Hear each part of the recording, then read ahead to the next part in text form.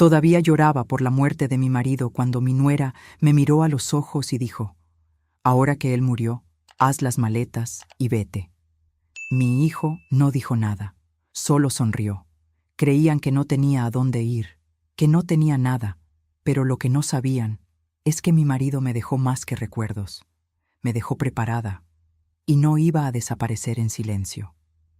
Antes de seguir contando mi historia, suscríbete al canal para no perderte ninguna de nuestras historias. Tu apoyo es muy importante para nosotros. Y cuéntame en los comentarios de qué ciudad nos estás viendo. Me encanta saber hasta dónde llegan nuestras historias. Soy Elena, una mujer que, a los 71 años, enfrentó uno de los momentos más difíciles de mi vida: la pérdida de mi marido, Ricardo, con quien estuve casada durante 40 años. El dolor aún me oprimía el pecho, pero no imaginaba que lo peor aún estaba por venir. Una semana después del entierro de mi marido, Ricardo, me senté a la mesa del comedor con mi hijo, Diego, de 43 años, y mi nuera, Sofía. La mesa de caoba, antes llena de risas e historias, ahora parecía enorme y vacía. La silla de Ricardo, intacta, parecía gritar su ausencia. Sofía, que nunca fue de tratarme con cariño, pidió las tortillas con una voz cortante. Mis manos temblaban un poco mientras le pasaba el tazón. El funeral me había dejado exhausta, y el dolor de la pérdida era algo para lo que, a mis 71 años, pensé que estaría preparada. Pero nada podría haberme preparado para el dolor profundo que me seguía a cada paso. Diego, mi hijo, se sentó entre nosotras, pero parecía haber elegido un bando. Apenas me miró, toda su atención centrada en su esposa. El niño que un día se acurrucaba en mi regazo cuando tenía pesadillas, ahora ni siquiera podía mirarme a la cara. Intenté romper el silencio incómodo, comentando sobre el funeral. La ceremonia en la iglesia fue hermosa, ¿verdad? A tu padre le habría encantado ver a tanta gente. Sofía dejó el tenedor y me interrumpió. Sí, bueno, eso es exactamente lo que necesitamos discutir contigo, Elena. Sentí un nudo en el estómago. Los miré, buscando cualquier señal de cariño, pero solo encontré frialdad en los ojos de Sofía y un malestar en Diego. ¿Cómo así?, pregunté, ya temiendo la respuesta. Sofía se acomodó en su silla, con esa postura que usaba para darme ultimátums. Ya la conocía bien. Siempre la usaba cuando quería justificar la ausencia de Diego o cambiar alguna tradición nuestra. Diego y yo hemos estado hablando, comenzó, con una dulzura forzada en la voz. Ahora que Ricardo se ha ido, esta casa será demasiado para que la maneje sola. Me quedé confundida. ¿Demasiado? He cuidado esta casa durante más de 40 años. Conozco cada crujido del suelo, cada grifo que no funciona. Ese es exactamente el problema, continuó Sofía, cayéndose la máscara de simpatía. No te estás volviendo más joven y mantener una casa de este tamaño es caro. Diego y yo creemos que sería mejor que te mudaras a un lugar más adecuado. Las palabras me golpearon como un puñetazo. ¿Mudarme? Esta es mi casa. Ricardo y yo construimos nuestra vida aquí y Diego creció en estas paredes. Diego finalmente habló, casi en un susurro. Mamá, Sofía tiene razón. Solo el mantenimiento ya será agotador para ti. No soy indefensa, Diego, dije, sintiendo mi voz quebrarse. Y esta casa, tu padre y yo ahorramos durante años para comprar este lugar. Cada habitación guarda recuerdos de nuestra vida juntos. Sofía se endureció. Los recuerdos no pagan las facturas de luz ni el impuesto predial. Sé práctica, Elena. La miré, a la mujer que, durante 15 años, sistemáticamente me había alejado de mi hijo. La mujer que convenció a Diego de que las cenas del domingo eran demasiada presión y que las visitas navideñas debían dividirse, lo que siempre significaba más tiempo con su familia. ¿Qué estás sugiriendo exactamente?, pregunté, sintiendo un escalofrío en el estómago.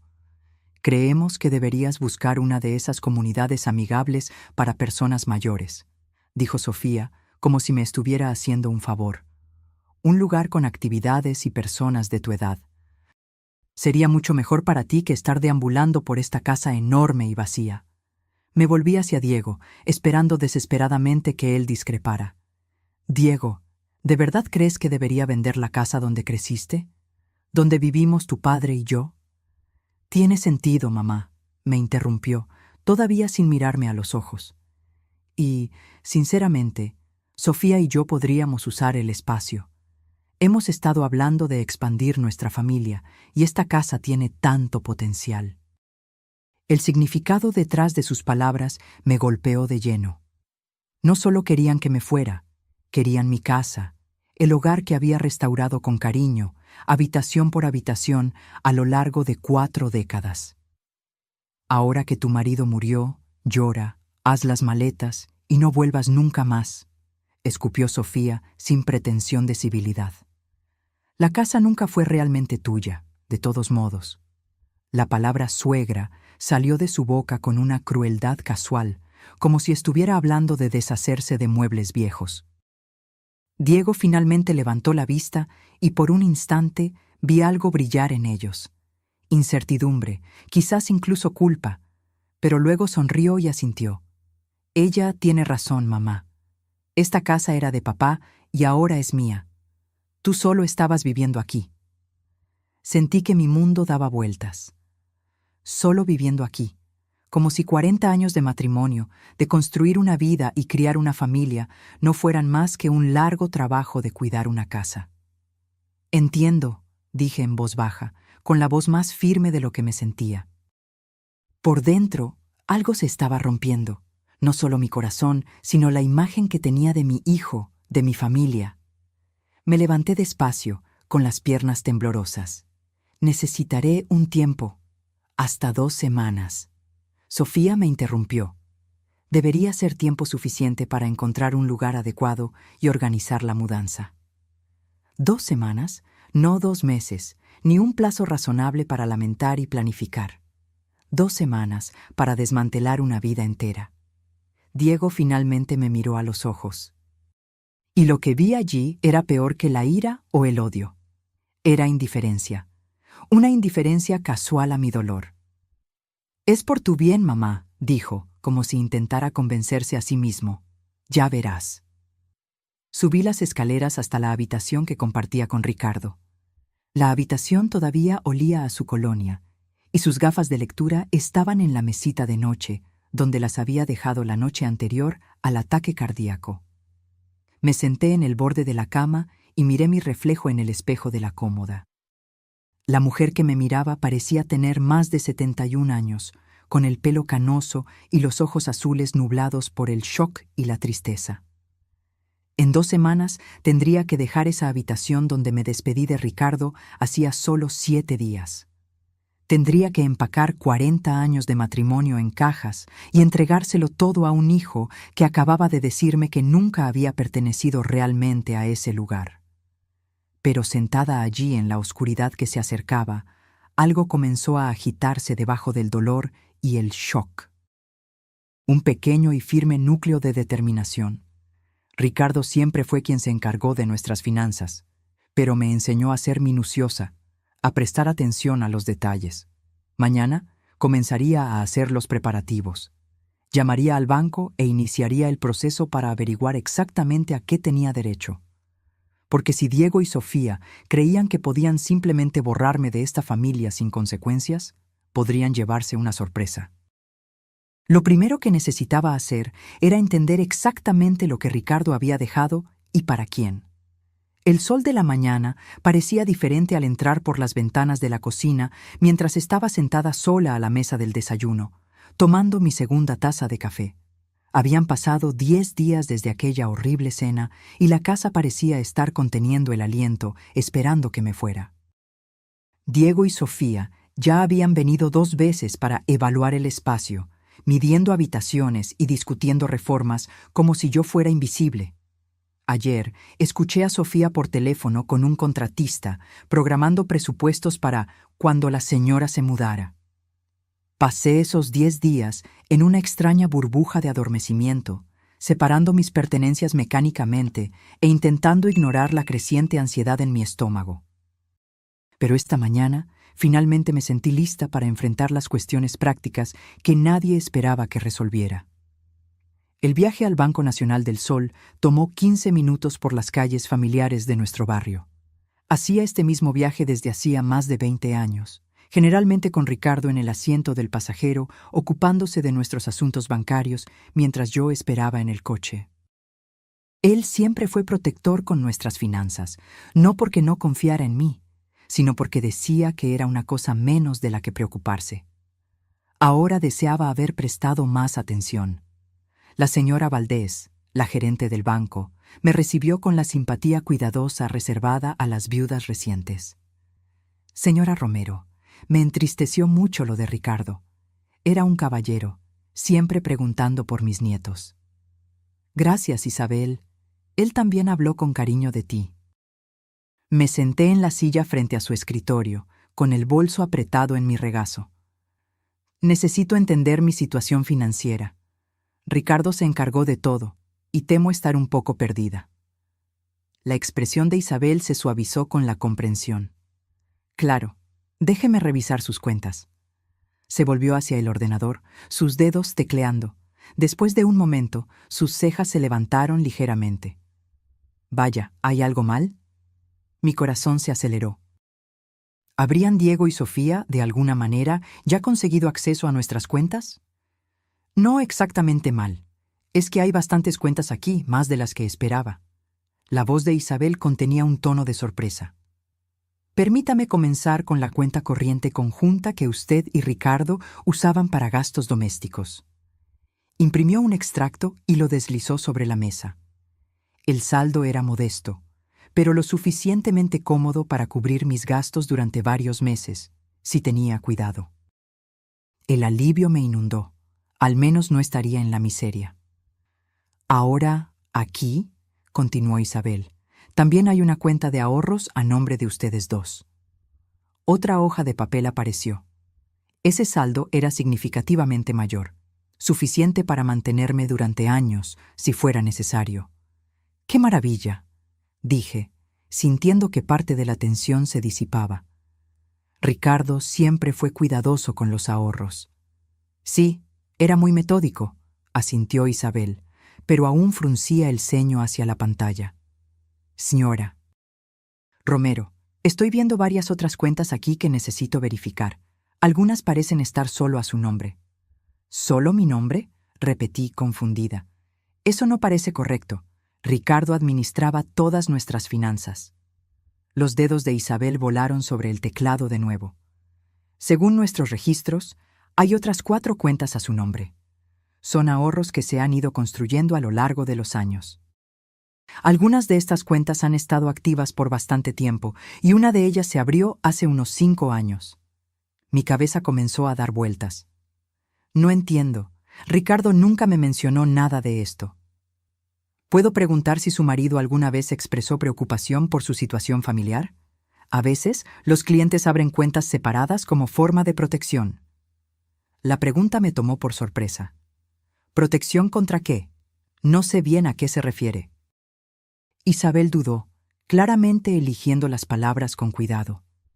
Situaciones de herencia, disputas entre hijos o simplemente miedo de que la viuda quede desamparada.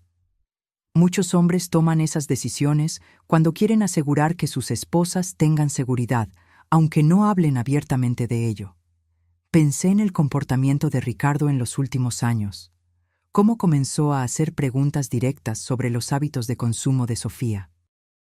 Cómo se quedaba callado cada vez que Diego mencionaba sus dificultades financieras. Cómo insistía en ocuparse personalmente de todas nuestras transacciones bancarias sin permitir nunca que Diego lo acompañara, incluso cuando nuestro hijo se ofrecía. ¿Puede mostrarme esas cuentas?, pregunté en voz baja. Isabel imprimió algunas hojas. Aquí están. Son reservas que fueron creciendo lentamente, con pequeños depósitos a lo largo del tiempo. Cosas de $50 aquí, 100 allá. Pero con los años se convirtieron en cantidades significativas. Me pasó los extractos. Los números ante mí parecían irreales. No eran fondos de emergencia modestos. Eran cantidades sustanciales de dinero, suficientes para comprar una casa, suficientes para vivir cómodamente durante décadas. ¿Cómo es posible?, pregunté. Nunca firmé nada. De hecho, sí firmó, dijo Isabel con delicadeza, sacando una carpeta de documentos. Su firma está en todos esos papeles.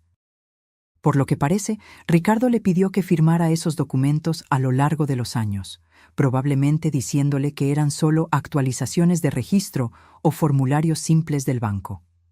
Tomé los papeles que me tendió con las manos temblorosas. Allí estaba mi firma, en varios de ellos. No recordaba haber firmado aquello, pero al ver las fechas, algunas cosas volvieron a mi memoria. Una vez, fue cuando actualizamos nuestra dirección después de que el ayuntamiento cambiara la numeración de la calle. Otra, cuando cambiamos el tipo de cuenta. Nada parecía importante en ese momento. Ricardo siempre decía que era solo burocracia. Nunca me dijo lo que realmente estaba firmando, susurré, con un nudo en la garganta. Eso sucede con frecuencia, respondió Isabel, con una mirada comprensiva. Algunos maridos prefieren encargarse de los detalles para no preocupar a la esposa. Lo importante es que todo se hizo correctamente. Esos valores están legalmente a su nombre. Intenté asimilar aquello. Mientras Diego y Sofía caminaban por mi casa como si ya fuera suya, midiendo mi cocina y eligiendo cortinas, yo tenía algo que ellos ni imaginaban: recursos reales, seguridad. Hay algo más, dijo Isabel, ahora con un tono aún más serio. Esa otra cuenta que mencioné, la que se abrió hace 5 años, ha estado recibiendo depósitos regulares de una empresa llamada Constructora Romero. Era la empresa de su marido, ¿verdad? Sí, pero Ricardo vendió la empresa cuando se jubiló, respondí. Diego dijo que el dinero de la venta apenas alcanzó para cubrir las deudas. Isabel miró de nuevo la pantalla, con las cejas ligeramente fruncidas. Según los registros del banco, la cuenta de la empresa sigue activa. Tiene depósitos recientes, y luego transferencias directas a esa cuenta que está a su nombre. Respiró hondo. Señora Romero, creo que debería hablar con el contador de la empresa. Puede que haya más cosas que el señor Ricardo dejó y que aún no han salido a la luz. Salí del banco unos días después, con el bolso lleno de papeles, extractos, comprobantes, registros. En lugar de volver directamente a casa, estacioné en un café y me quedé dentro del coche, en silencio, leyendo todo aquello. Mi corazón latía con fuerza. Los números estaban allí, claros como el día. Sin que yo lo supiera, Ricardo estaba, desde hacía años, creando una especie de red de seguridad a mi alrededor. Cada cuenta, cada depósito, cada movimiento, todo parecía parte de un plan. Cuando tomé los extractos de la tal cuenta a mi nombre, vi algo que me dejó en shock. Los depósitos coincidían exactamente con las veces en que Diego nos visitaba. Principalmente después de pedir dinero prestado o cuando Sofía hacía insinuaciones sobre sus dificultades financieras. Era como si Ricardo le diera ayuda a su hijo con una mano y con la otra separara una cantidad igual o incluso mayor para protegerme. Mi celular vibró. Era un mensaje de Diego. Mamá, Sofía encontró un corredor de bienes raíces para anunciar la casa. Podemos empezar a mostrarla la semana que viene. Espero que encuentres un lugar pronto. Me quedé mirando ese mensaje por un largo tiempo. Después volví a mirar los papeles en mi regazo. Estaban tan seguros de que tenían el control, tan confiados de que todo ya era suyo, pero no sabían de aquello que realmente sostenía la base de sus planes: el cuidado silencioso de un marido que pensaba en todo. Al día siguiente, llamaría al contador de la empresa. Necesitaba entender exactamente qué más había dejado Ricardo. Y solo entonces decidiría el siguiente paso, con la certeza de que él me amó lo suficiente para garantizar que, incluso sola, yo nunca estaría desamparada. El dolor de la pérdida aún me acompañaba. Estaba allí, como una sombra fría en el pecho, pero debajo de ella, Algo nuevo comenzaba a nacer. Una firmeza que no sentía hacía mucho tiempo. Una fuerza callada, solo mía.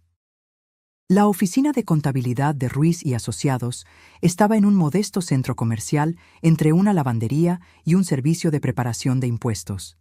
Nunca había estado allí antes. Ricardo siempre se ocupaba de las reuniones de negocios solo, alegando que era un papeleo aburrido que solo me daría dolor de cabeza. Ahora entendía que me estaba protegiendo de algo más que solo el aburrimiento. Margarita Ruiz parecía tener más o menos mi edad, con el pelo canoso recogido en un moño práctico y ojos amables detrás de unas gafas de montura fina. Llevaba los libros de Constructora Romero desde hacía más de 15 años, y su expresión cuando la llamé ayer había sido cuidadosamente neutral. «Señora Romero», dijo, señalando una silla frente a su escritorio desordenado. «Primero, permítame expresarle mis condolencias. Ricardo era un buen hombre y un empresario honesto. Echaré de menos nuestras reuniones trimestrales. Gracias. Desearía poder decir que lo conocí tan bien en los negocios como usted». Me acomodé en la silla, mis nuevos extractos bancarios guardados de forma segura en mi bolso. Estoy tratando de entender nuestra situación financiera, y el banco mencionó unos ingresos comerciales continuos de los que yo no tenía conocimiento. Las cejas de Margarita se levantaron ligeramente. ¿No lo sabía? Eso es inusual. Ricardo hablaba de usted con frecuencia, y supuse... Dejó de hablar, pareciendo reconsiderar sus palabras. Por favor, necesito entender lo que está pasando. Mi hijo me dijo que la empresa se vendió hace años y apenas cubrió sus deudas. ¿Vendida? Margarita pareció genuinamente confundida. Señora Romero, Constructora Romero no se vendió, se reestructuró. Se volvió hacia su ordenador y abrió los archivos. Hace 5 años, Ricardo transfirió la propiedad de los activos de la empresa a un fideicomiso, el Fideicomiso Constructora Romero. Usted está listada como la beneficiaria principal. La habitación pareció inclinarse ligeramente. ¿Soy dueña de la constructora? Bueno, el fideicomiso es el dueño, y usted es la dueña del fideicomiso. Ha sido bastante exitoso, de hecho. Su marido fue muy cuidadoso con los contratos que aceptó después de la reestructuración. Trabajos más pequeños, clientes confiables, ingresos estables, en lugar del ciclo de auge y caída de los grandes proyectos comerciales. Imprimió varias páginas y me las entregó. Estas son las declaraciones de pérdidas y ganancias de los últimos 5 años.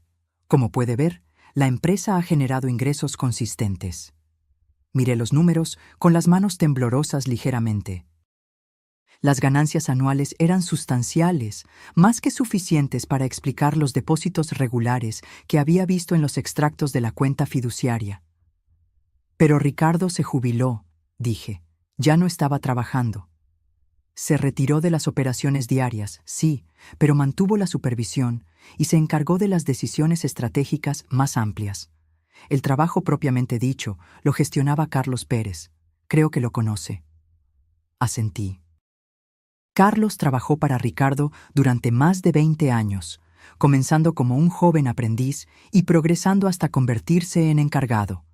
Estuvo presente en el funeral, una de las pocas personas presentes que pareció genuinamente afectada. Carlos básicamente ha estado dirigiendo la empresa durante 5 años, continuó Margarita. Ricardo la estructuró de manera que Carlos recibía un porcentaje de las ganancias como bonificación por desempeño, lo que lo mantuvo motivado y leal. Fue un acuerdo muy exitoso. ¿Por qué Ricardo no me contó nada de esto? La pregunta salió casi como un susurro. Margarita dudó, visiblemente incómoda. Señora Romero, quizás no sea mi función decirlo, pero Ricardo estaba preocupado por las presiones familiares. Mencionó que su hijo estaba teniendo dificultades financieras y que su esposa tenía gustos caros. Ricardo temía que si la familia supiera de la continuidad de los ingresos del negocio, habría expectativas y demandas que podrían comprometer su seguridad futura. Las piezas estaban encajando con una claridad devastadora. Cada vez que Diego le pedía un préstamo a su padre, Cada vez que Sofía comentaba lo cómodos que parecíamos, Ricardo calculaba cómo ayudar a nuestro hijo sin sacrificar mi futura independencia. Me estaba protegiendo, dije, las palabras cargadas de comprensión. Los estaba protegiendo a ambos de diferentes maneras, dijo Margarita amablemente. Los préstamos que le hizo a Diego a lo largo de los años fueron sustanciales, pero provenían de la cuenta operativa de la empresa, no de su patrimonio personal, y fue muy cuidadoso en documentar todo correctamente. Sacó otra carpeta de archivos. Estas son copias de todos los contratos de préstamo entre la empresa y su hijo. Ricardo insistió en tratarlos como transacciones comerciales formales, con cronogramas de pago y tasas de interés.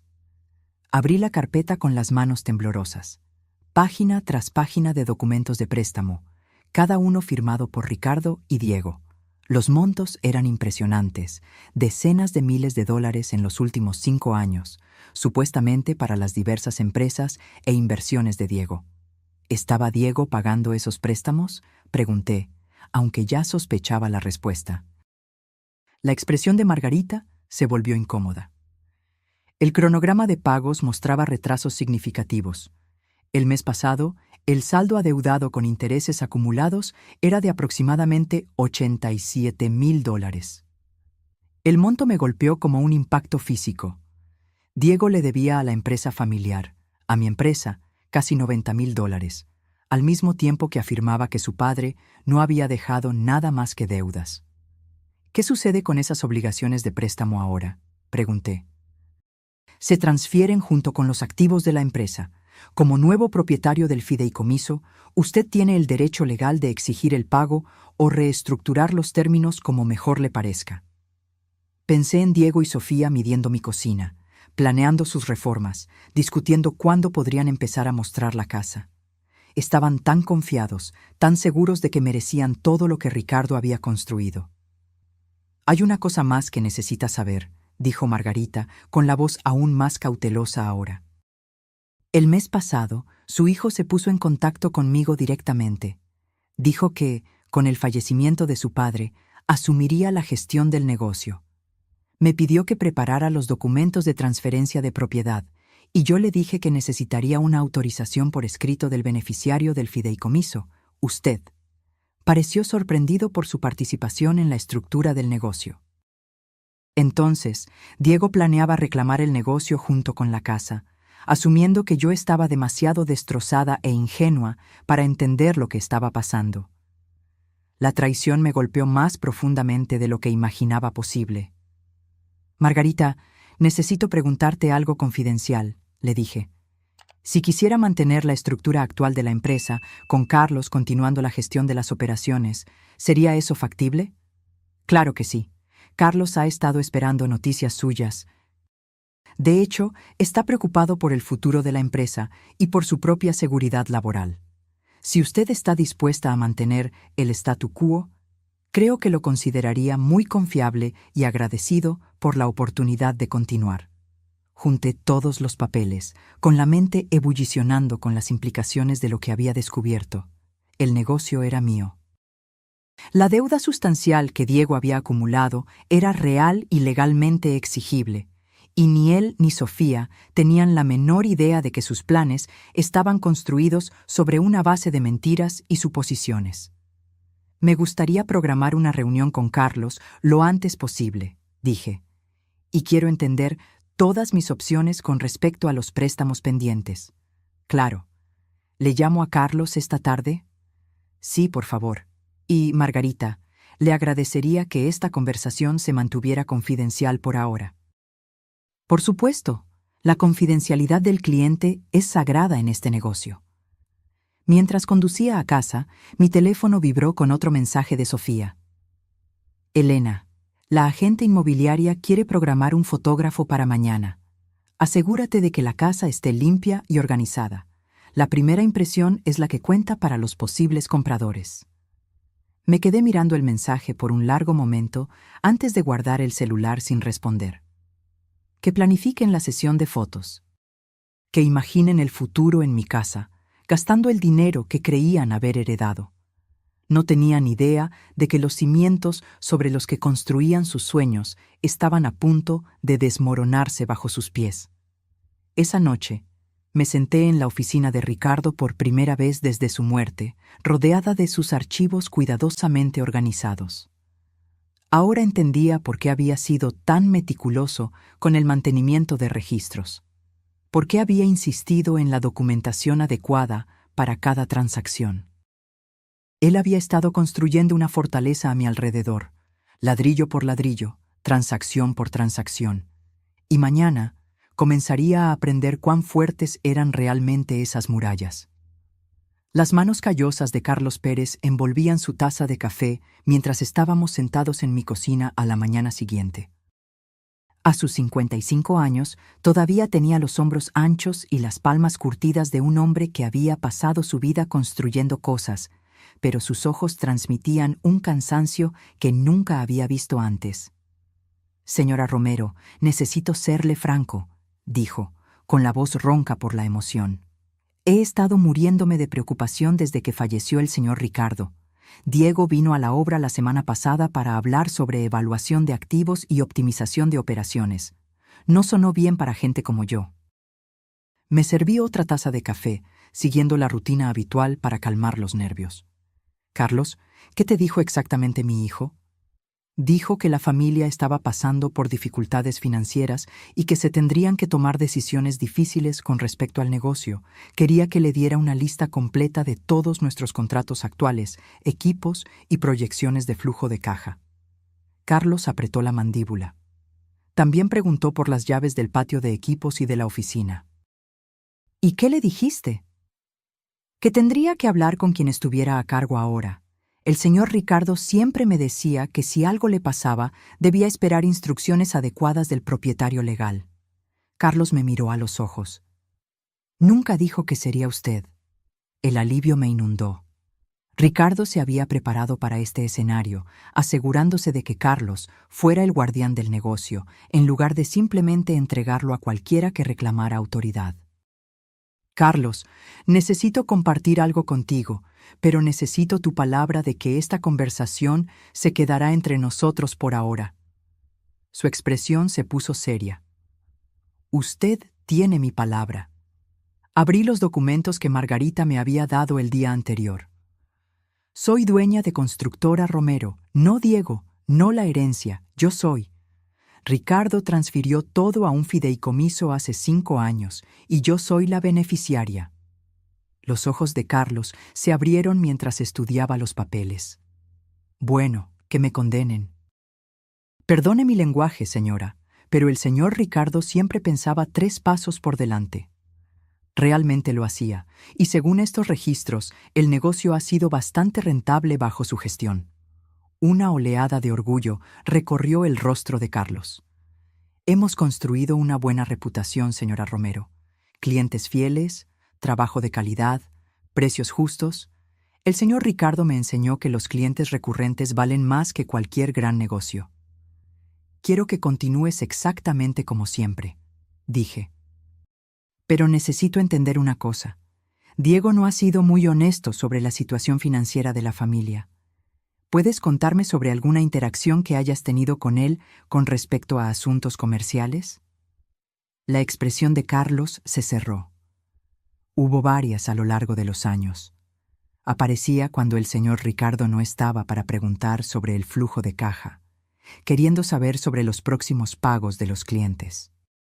Algunas veces sugirió que quizás la empresa podría ayudarlo con algún financiamiento temporal para oportunidades de inversión. «¿Y qué le dijiste?» «Que tenía que hablar con su padre. No soy tonto, señora Romero. Podía ver lo que estaba pasando». La voz de Carlos se hizo más grave. «El año pasado apareció en el banco el mismo día en que depositamos un gran pago del proyecto del edificio de oficinas Ruiz». «Solo una coincidencia», dijo él, pero estaba muy interesado en hablar con el cajero sobre el depósito. Mi estómago se revolvió.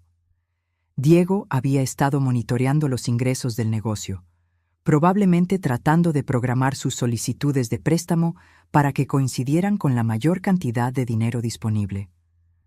«Carlos, quiero preguntarte una cosa, y necesito ser totalmente honesta. ¿Crees que Diego entiende cuánto dinero ha circulado por este negocio? Carlos permaneció en silencio por un largo momento, pensando. Creo que sabe que es más de lo que su familia insinuó, pero no creo que sepa el alcance total. El señor Ricardo fue muy cuidadoso en mantener las finanzas personales y empresariales separadas, al menos en papel. ¿Cómo así? Bueno, su marido era listo. Cuando Diego pedía ayuda, el señor. Ricardo decía que la empresa estaba en apuros, que los márgenes eran ajustados, pero que se las arreglaría para ayudar de todos modos, generalmente con un préstamo de la cuenta de la empresa y no con sus fondos personales.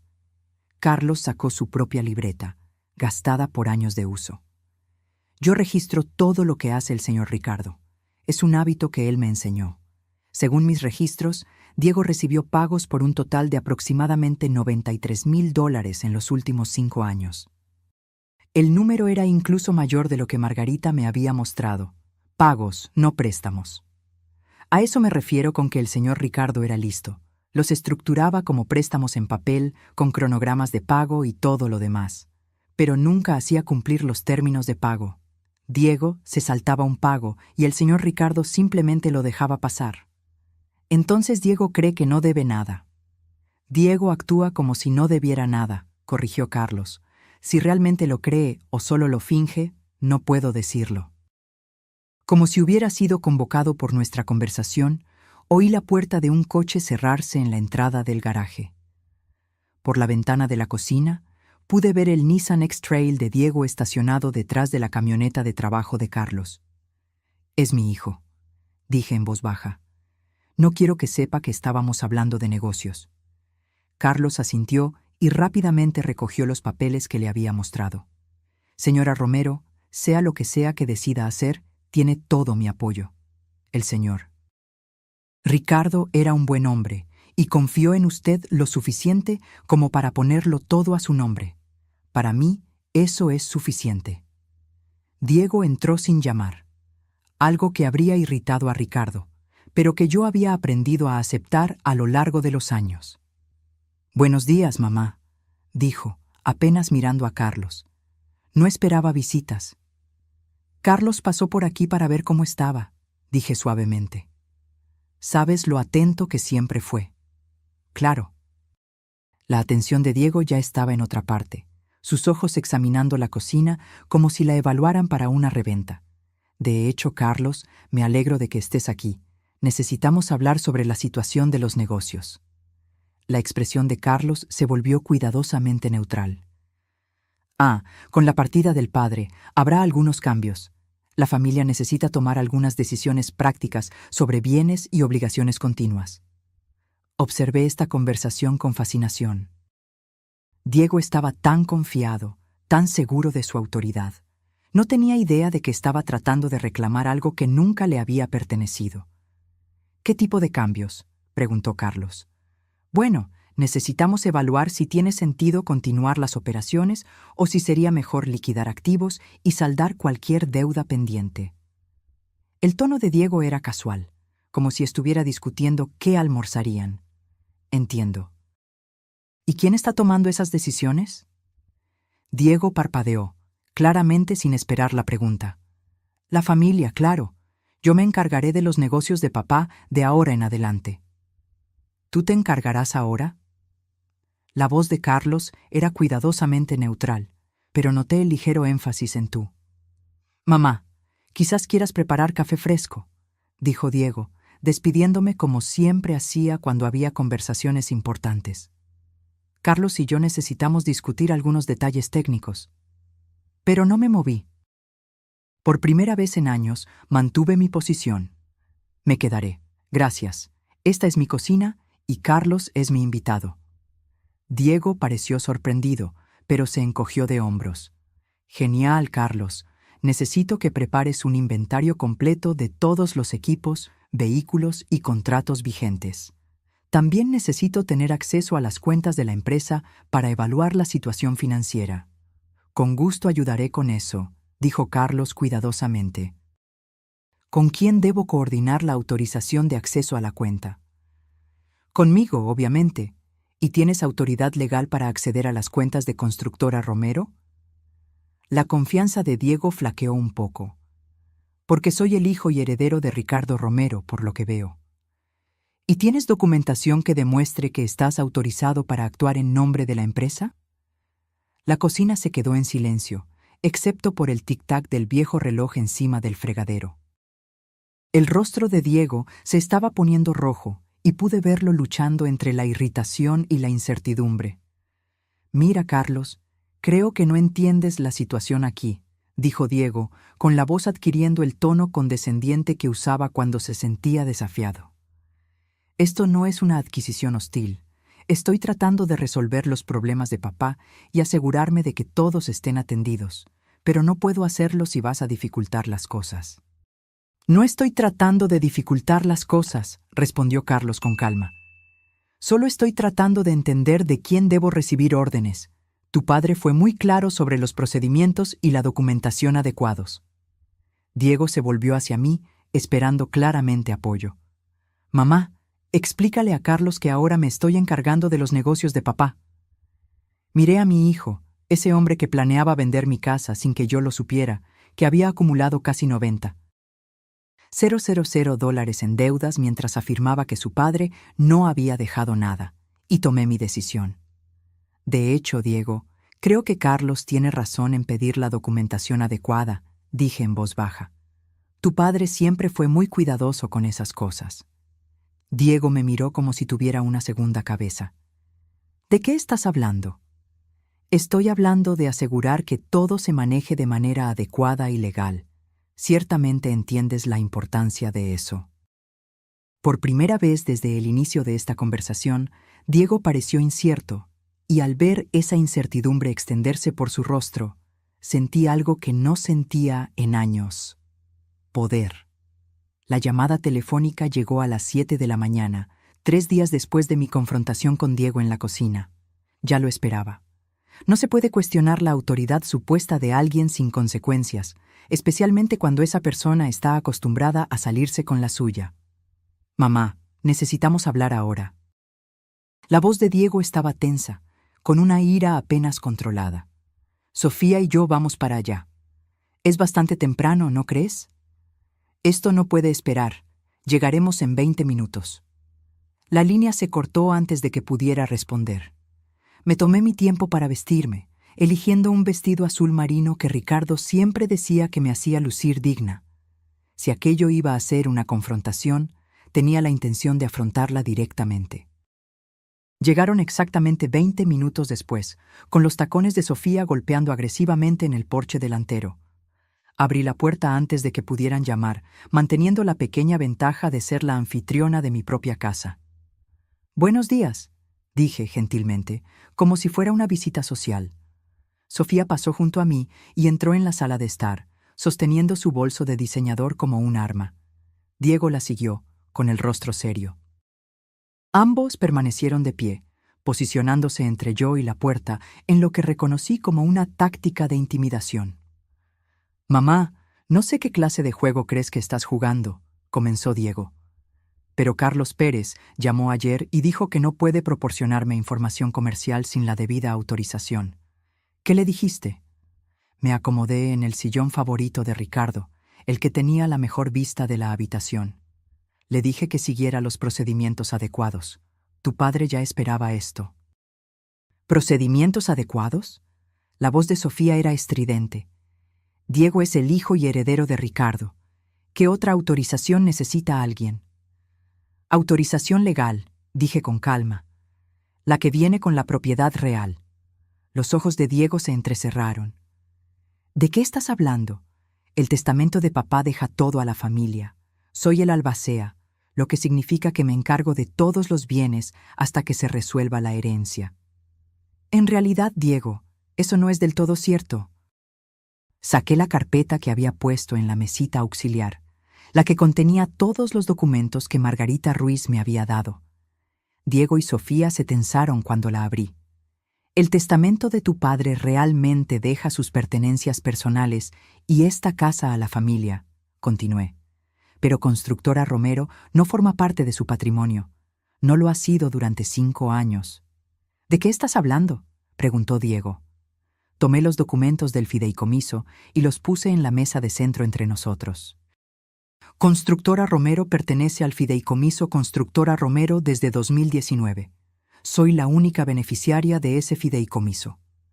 El silencio que siguió fue ensordecedor.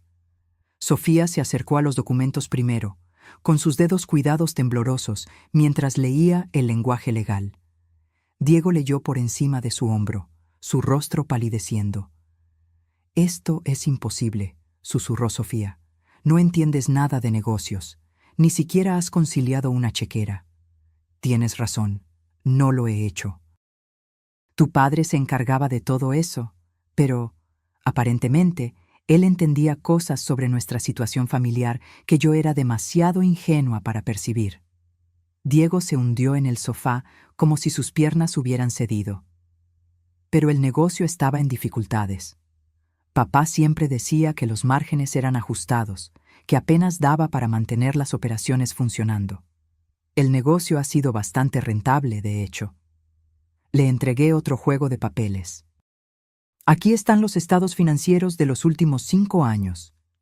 Observar la expresión de Diego mientras procesaba los números fue como ver a alguien darse cuenta de que estaba jugando al ajedrez mientras todos los demás jugaban a las damas. Esas ganancias. La voz de Diego era casi inaudible. ¿A dónde fue ese dinero? Parte de él fue para ti, Diego. Una buena parte, de hecho. Tomé la documentación del préstamo. $87,000 en 5 años, para ser más precisa. Sofía tomó los papeles del préstamo, examinándolos frenéticamente. Dicen que son préstamos. Diego, me dijiste que eran regalos. Dijiste que tu padre nos estaba ayudando a establecernos. Eran regalos, dijo Diego, pero su voz carecía de convicción. Papá nunca pidió pagos. Nunca mencionó cronogramas de pago. De hecho, sí los mencionó, dije en voz baja. Margarita Ruiz tiene copias de todas las conversaciones, de todos los pagos perdidos, de todas las veces que tu padre optó por extender los plazos en lugar de exigir lo que le debías. Observé cómo la realidad de su situación comenzaba a imponerse. Diego había construido su vida financiera partiendo del principio de que la generosidad de su padre continuaría indefinidamente.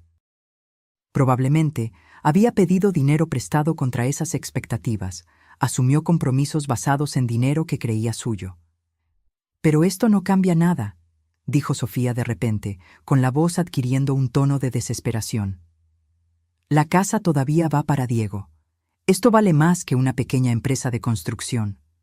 «¿De verdad?», pregunté suavemente. Los ojos de Sofía brillaron con algo entre rabia y pánico. «No bromees, Elena. Esta casa vale al menos $400,000.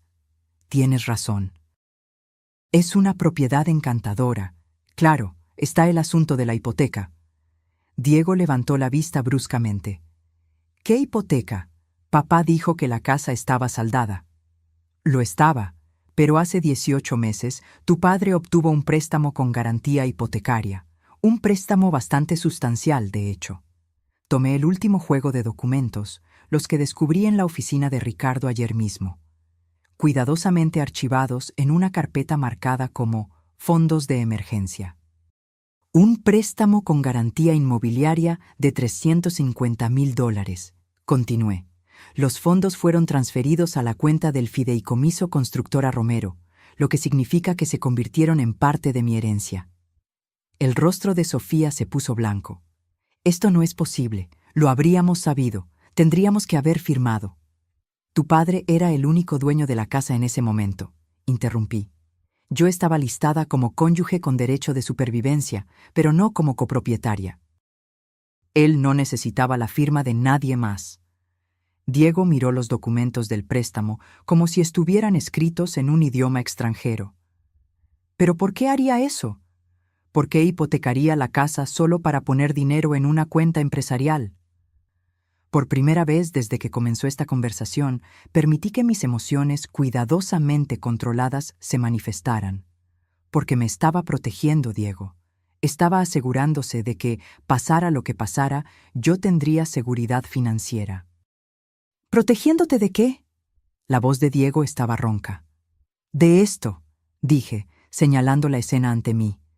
De haber sido expulsada de mi propia casa por familiares que me veían como una carga en lugar de una persona.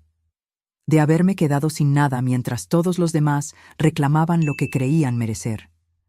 La compostura de Sofía finalmente se rompió por completo. Lo manipulaste, convenciste a un hombre moribundo para que lo cambiara todo. Tu padre no estaba muriendo cuando creó estos fondos, Sofía. Estaba planificando, y el hecho de que él sintiera la necesidad de planificar para este escenario debería decir algo sobre cómo veía la dinámica de nuestra familia. Las manos de Diego temblaban mientras dejaba los papeles sobre la mesa. Mamá, seguro que podemos arreglar esto. Realmente no quieres administrar una constructora y la casa. Esta casa es el hogar de nuestra familia. Debe permanecer en la familia. Va a permanecer en la familia, Diego. Va a permanecer conmigo. Pero los pagos de la hipoteca, dijo Sofía desesperadamente. ¿Cómo vas a pagar las cuotas de la hipoteca? De la misma manera que tu padre pretendía, con los ingresos de Constructora Romero. Carlos Pérez me asegura que el negocio es bastante estable, y Margarita Ruiz dice que el flujo de caja cubrirá fácilmente los pagos del préstamo, con bastante sobra para mis gastos de subsistencia. Me levanté, alisando mi vestido. Ahora, creo que mencionaste algo sobre mudarte. Creo que sigue siendo una excelente idea. No para mí, claro, pero estoy segura de que encontrarás un lugar encantador para empezar de cero. Diego me miró como si me viera por primera vez. Mamá, no puedes estar hablando en serio. Después de todo lo que papá hizo por ti, de todo lo que significa nuestra familia. Tu padre hizo todo por mí, interrumpí. Me amó lo suficiente como para asegurarse de que nunca estaría a merced de nadie, incluidos mis propios hijos. Y ahora entiendo cuánto necesitaba esa protección. Sofía ya estaba en la puerta, con el rostro contorsionado por la ira y la incredulidad. Esto no ha terminado, Elena. Vamos a luchar contra esto. Vamos a impugnarlo todo. Puedes intentarlo, dije con calma, pero debes saber que todo lo que hizo tu padre fue completamente legal y debidamente documentado. Margarita Ruiz es muy detallista y ya ha proporcionado copias de todos los documentos relevantes a mi abogado. Diego se detuvo en la puerta, con una expresión que mezclaba confusión y dolor. No entiendo, mamá. ¿Por qué nos estás haciendo esto a nosotros? No te estoy haciendo nada, Diego. Simplemente me niego a dejar que me hagas esto a mí. Después de que se fueron, me senté sola en el silencio repentino de mi casa, y sentí algo que no sentía en décadas. Por primera vez desde que era joven, era completamente independiente financieramente. No le debía nada a nadie, y nadie podía quitarme lo que tenía. Ricardo me había dado más que dinero. Me había dado libertad. 6 meses después, estaba en la terraza de mi nueva casa de campo frente al mar, observando el sol de la mañana pintar franjas doradas en el Pacífico. El sonido de las olas contra las rocas de abajo se había convertido en mi sinfonía diaria, reemplazando los crujidos familiares y los sonidos de la vieja casa. La casa en Puerto Escondido era más pequeña que la casa familiar, pero era enteramente mía. Cada mueble, cada elección decorativa, cada habitación reflejaba mi gusto, y no las concesiones hechas a lo largo de 40 años de matrimonio. Descubrí, para mi sorpresa, que tenía un gusto excelente cuando nadie más estaba dando opiniones. Constructora Romero siguió prosperando bajo la gestión de Carlos Pérez. Él llamaba todos los viernes por la tarde para ponerme al día sobre los proyectos actuales y los contratos futuros, y las ganancias trimestrales se depositaban directamente en mi cuenta. Había cumplido mi promesa de mantener el negocio exactamente como Ricardo lo había estructurado, y todos los involucrados parecían más felices con la estabilidad. La cabaña había sido un descubrimiento inesperado. Mientras investigaba propiedades en la costa de Oaxaca, descubrí que Ricardo la había comprado 3 años antes, a través de un fideicomiso de construcción. Margarita Ruiz encontró la escritura mientras organizaba los activos de la empresa, junto con una nota escrita a mano por Ricardo. Para el retiro de Elena, cuando esté lista para la brisa del océano y sin otra agenda más allá de la suya. Incluso en la muerte, mi marido siguió cuidando de mí. Pero esta mañana fue especial. Mi abogado venía a finiquitar el último asunto de mi antigua vida.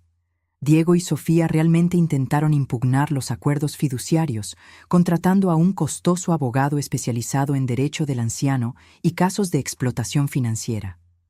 La situación no les había salido bien. La investigación reveló que no solo todos los acuerdos financieros de Ricardo eran completamente legales y debidamente ejecutados, sino que la deuda de Diego con la empresa era, de hecho, mayor de lo que cualquiera había calculado inicialmente. Intereses y multas elevaron el total a poco más de $96,000. El timbre sonó exactamente a las 10:00. Javier Ríos, sin relación con Isabel del Banco, era un hombre preciso que creía que la puntualidad reflejaba el carácter. Me había representado desde que empezó todo este lío, y su competencia y serenidad habían sido invaluables en los momentos más estresantes. «Buenos días, Elena», dijo, acomodándose en la cómoda silla junto a la ventana que se había convertido en su lugar habitual durante nuestras reuniones. «Tengo el acuerdo final para su revisión». Serví café de la prensa francesa que había aprendido a usar, otra pequeña libertad en mi nueva vida, y me senté frente a él. ¿Cómo reaccionaron a los términos finales? La expresión de Javier sugirió una diversión controlada. Tan bien como cabría esperar. El abogado de Diego pasó un tiempo considerable argumentando que las obligaciones familiares deberían prevalecer sobre los contratos comerciales, pero al final, la ley es bastante clara sobre las obligaciones de deuda. Me entregó los documentos del acuerdo. Después de 6 meses de disputa judicial, Diego y Sofía acordaron términos que reconocían la deuda íntegra y establecieron un plan de pago que tardaría 8 años en completarse, siempre que nunca dejaran de pagar. Intentaron una vez más negociar una cláusula de perdón familiar, continuó Javier. Diego realmente se derrumbó en la reunión final, alegando que usted estaba destruyendo su relación con su único hijo por dinero. ¿Y qué les dijiste? Les recordé que estaba representando sus intereses financieros, no sus relaciones familiares. Aunque quizás mencioné que la mayoría de las madres no necesitan demandar a sus hijos para cobrar deudas legítimas. El acuerdo también incluía una cláusula que me satisfizo particularmente. Si Diego y Sofía dejaban de pagar, la empresa podía embargar legalmente los salarios de Diego y embargar cualquier propiedad que compraran. Era una red de seguridad que garantizaría que yo recibiera lo que me correspondía, independientemente de sus futuras decisiones financieras. «Hay una cosa más», dijo Javier, sacando un sobre aparte. «Esto le llegó ayer». El sobre estaba dirigido con la letra familiar de Diego. Dentro había una breve nota en papel corriente. «Mamá, sé que probablemente no me perdonarás por haber peleado contigo por esto, pero quería que supieras que finalmente entendí lo que papá estaba haciendo. Necesité perder casi todo para darme cuenta de cuánto había dado por sentado. Sofía y yo estamos yendo a terapia de pareja y estoy trabajando en 2 empleos para cumplir con el cronograma de pagos. Espero que algún día estés dispuesta a hablar conmigo de nuevo. Lo siento por todo, Diego». Doblé la carta con cuidado y la dejé a un lado. La disculpa era sincera, me di cuenta, pero también llegaba 6 meses tarde y estaba motivada por las consecuencias, no por la conciencia. «¿Alguna respuesta que le gustaría que transmitiera?», preguntó Javier. «No. Si Diego quiere reconstruir una relación conmigo, puede hacerlo de la misma manera que pagará su deuda, de forma gradual, consistente y a lo largo del tiempo». Después de que Javier se fue, me senté sola en el silencio repentino de mi casa, y sentí algo que no sentía en décadas. Por primera vez desde que era joven, era completamente independiente financieramente.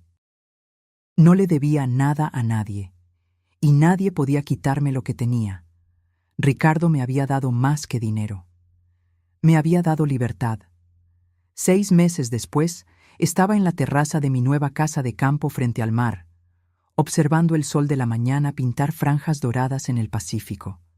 El sonido de las olas contra las rocas de abajo se había convertido en mi sinfonía diaria, reemplazando los crujidos familiares y los sonidos de la vieja casa. La casa en Puerto Escondido era más pequeña que la casa familiar, pero era enteramente mía. Cada mueble, cada elección decorativa, cada habitación reflejaba mi gusto, y no las concesiones hechas a lo largo de 40 años de matrimonio. Descubrí, para mi sorpresa, que tenía un gusto excelente cuando nadie más estaba dando opiniones. Constructora Romero siguió prosperando bajo la gestión de Carlos Pérez. Él llamaba todos los viernes por la tarde para ponerme al día sobre los proyectos actuales y los contratos futuros, y las ganancias trimestrales se depositaban directamente en mi cuenta. Había cumplido mi promesa de mantener el negocio exactamente como Ricardo lo había estructurado, y todos los involucrados parecían más felices con la estabilidad. La cabaña había sido un descubrimiento inesperado. Mientras investigaba propiedades en la costa de Oaxaca, descubrí que Ricardo la había comprado 3 años antes a través de un fideicomiso de construcción. Margarita Ruiz encontró la escritura mientras organizaba los activos de la empresa, junto con una nota escrita a mano por Ricardo. Para el retiro de Elena, cuando esté lista para la brisa del océano y sin otra agenda más allá de la suya. Incluso en la muerte, mi marido siguió cuidando de mí. Pero esta mañana fue especial. Mi abogado venía a finiquitar el último asunto de mi antigua vida. Diego y Sofía realmente intentaron impugnar los acuerdos fiduciarios, contratando a un costoso abogado especializado en derecho del anciano y casos de explotación financiera. La situación no les había salido bien. La investigación reveló que no solo todos los acuerdos financieros de Ricardo eran completamente legales y debidamente ejecutados, sino que la deuda de Diego con la empresa era, de hecho, mayor de lo que cualquiera había calculado inicialmente. Intereses y multas elevaron el total a poco más de $96,000. El timbre sonó exactamente a las 10 en Toero.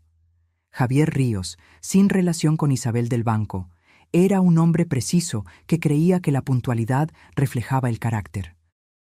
Me había representado desde que empezó todo este lío, y su competencia y serenidad habían sido invaluables en los momentos más estresantes. «Buenos días, Elena», dijo, acomodándose en la cómoda silla junto a la ventana que se había convertido en su lugar habitual durante nuestras reuniones. «Tengo el acuerdo final para su revisión». Serví café de la prensa francesa que había aprendido a usar, otra pequeña libertad en mi nueva vida, y me senté frente a él. ¿Cómo reaccionaron a los términos finales? La expresión de Javier sugirió una diversión controlada. Tan bien como cabría esperar. El abogado de Diego pasó un tiempo considerable argumentando que las obligaciones familiares deberían prevalecer sobre los contratos comerciales, pero al final, la ley es bastante clara sobre las obligaciones de deuda. Me entregó los documentos del acuerdo. Después de 6 meses de disputa judicial, Diego y Sofía acordaron términos que reconocían la deuda íntegra y establecieron un plan de pago que tardaría 8 años en completarse, siempre que nunca dejaran de pagar. Intentaron una vez más negociar una cláusula de perdón familiar, continuó Javier. Diego realmente se derrumbó en la reunión final, alegando que usted estaba destruyendo su relación con su único hijo por dinero. ¿Y qué les dijiste? Les recordé que estaba representando sus intereses financieros, no sus relaciones familiares, aunque quizás mencioné que la mayoría de las madres no necesita demandar a sus hijos para cobrar deudas legítimas. El acuerdo también incluía una cláusula que me satisfizo particularmente. Si Diego y Sofía dejaban de pagar, la empresa podía embargar legalmente los salarios de Diego y embargar cualquier propiedad que compraran. Era una red de seguridad que garantizaría que yo recibiera lo que me correspondía, independientemente de sus futuras decisiones financieras. «Hay una cosa más», dijo Javier, sacando un sobre aparte. «Esto le llegó ayer». El sobre estaba dirigido con la letra familiar de Diego. Dentro había una breve nota en papel corriente. Mamá, sé que probablemente no me perdonarás por haber peleado contigo por esto, pero quería que supieras que finalmente entendí lo que papá estaba haciendo. Necesité perder casi todo para darme cuenta de cuánto había dado por sentado. Sofía y yo estamos yendo a terapia de pareja y estoy trabajando en 2 empleos para cumplir con el cronograma de pagos. Espero que un día estés dispuesta a hablar conmigo de nuevo. Lo siento por todo, Diego. Doblé la carta con cuidado y la dejé a un lado. La disculpa era sincera, me di cuenta, pero también llegaba 6 meses tarde y estaba motivada por las consecuencias, no por la conciencia. ¿Alguna respuesta que le gustaría que transmitiera?, preguntó Javier. No. Si Diego quiere reconstruir una relación conmigo, puede hacerlo de la misma manera que pagará su deuda, de forma gradual, consistente y a lo largo del tiempo. Después de que Javier se fue, llevé mi café a la terraza y leí la carta de Diego de nuevo. El dolor todavía estaba allí, no solo por Ricardo, sino por el hijo que creía haber criado y por las relaciones familiares que creía reales. Pero debajo de la tristeza había algo más fuerte, una profunda satisfacción por haberme defendido cuando más importaba. Mi teléfono sonó, interrumpiendo mis pensamientos. El identificador de llamadas mostraba un número que no reconocí, pero algo en él me resultó familiar. Hola, señora Romero. Soy Laura Ruiz, la hija de Margarita. Recordé a Laura, una enfermera que trabajaba en el hospital regional. Margarita la mencionaba ocasionalmente durante nuestras reuniones. Claro que no, querida. ¿Cómo puedo ayudarte? Bueno, en realidad, así es como puede ayudarnos. Mamá me contó su situación sobre cómo tuvo que reconstruir su vida después de dificultades familiares. Estoy abriendo un grupo de apoyo para mujeres que han tenido que lidiar con manipulación financiera por parte de familiares, y me preguntaba si estaría dispuesta a compartir su experiencia. La petición me tomó por sorpresa. No sé si sabría qué decir. Se sorprendería de cuántas mujeres se encuentran en situaciones similares. Hijos adultos que se sienten con derecho a los bienes de sus padres, cónyuges que ocultan información financiera, familiares que confunden la amabilidad con la debilidad. Su historia puede ayudar a otras mujeres a entender sus derechos y encontrar el valor para protegerse. Lo pensé por un momento, observando a un pelícano zambullirse en busca de peces en la bahía de abajo. 6 meses atrás, era una viuda de luto, enfrentando la falta de vivienda a manos de mi propio hijo. Hoy era financieramente independiente, vivía exactamente donde quería, sin rendir cuentas a nadie más que a mí misma. ¿Cuándo le gustaría que hablara?, pregunté. ¿En serio? ¿Vas a hablar? Creo que sí, pero no sobre venganza o batallas legales. Quiero hablar sobre la diferencia entre ser un familiar amoroso y ser un felpudo, sobre la importancia de entender la propia situación financiera y sobre el regalo que Ricardo me hizo cuando protegió mi futuro, incluso de nuestro propio hijo. Programamos la charla para el mes siguiente. Después de colgar, me di cuenta de que ayudar a otras mujeres a lidiar con situaciones similares parecía un propósito, una forma de honrar tanto la protección de Ricardo como mi propia y ardua independencia. Esa noche, hice algo que comencé a hacer todas las noches desde que me mudé a la cabaña. Me senté en la terraza con una copa de vino y observé la puesta de sol, disfrutando del simple hecho de que esa vista, esa paz, esa libertad eran enteramente mías. Nadie podía quitarme eso. Nadie podía sacarme de mi propia vida por votación. Nadie podía decidir que era prescindible. La casa estaba en silencio, excepto por el ritmo del océano y el canto distante de las aves marinas que se acomodaban para la noche. Mañana me ocuparía de mi jardín. Quizás conduciría hasta la ciudad para almorzar en el pequeño bistró, donde el dueño siempre me reservaba una mesa junto a la ventana. Placeres simples que me pertenecían enteramente. La deuda de Diego se pagaría eventualmente, independientemente de si la manejaba de manera responsable o si la empresa tenía que embargar su salario. El acuerdo judicial garantizaba que se haría justicia independientemente de sus elecciones. Pero la verdadera victoria no fue financiera. Era la certeza de que había encontrado fuerzas para exigir el respeto que merecía. Mientras la última luz del día se desvanecía en el horizonte, levanté mi copa en un brindis silencioso a Ricardo, donde quiera que estuviera. Él me amó de una manera rara, el tipo de amor que protege incluso en la ausencia, que prevé las tormentas y deja refugio antes de la lluvia. Se aseguró de que nunca estuviera a merced de quienes no sabían valorarme. Cuando la vida me puso a prueba, descubrí que ya tenía todo lo que necesitaba para resistir. El sonido de las olas seguía su curso abajo, como un recordatorio de que el tiempo pasa, pero la fuerza permanece. Allí, sentada en mi terraza, en mi casa, viviendo mi propia historia, sin concesiones, sin silencios forzados, finalmente comprendí lo que es ser libre. Ser libre es no necesitar más pedir permiso para existir. Es ocupar el espacio que siempre fue mío. Es, al fin, tener paz. Si la increíble jornada de Elena resonó contigo, mostrando que la fuerza y la libertad pueden encontrarse incluso en los momentos más difíciles, entonces no te detengas aquí. Suscríbete a nuestro canal para recibir más historias inspiradoras de superación y resiliencia. Tu propia historia podría ser la próxima en motivarnos. ¿Te gustó la historia de Elena? Deja tu like para mostrarnos tu apoyo y comparte en los comentarios qué fue lo que más te impactó de esta trayectoria de coraje y cambio. Queremos saber tu opinión.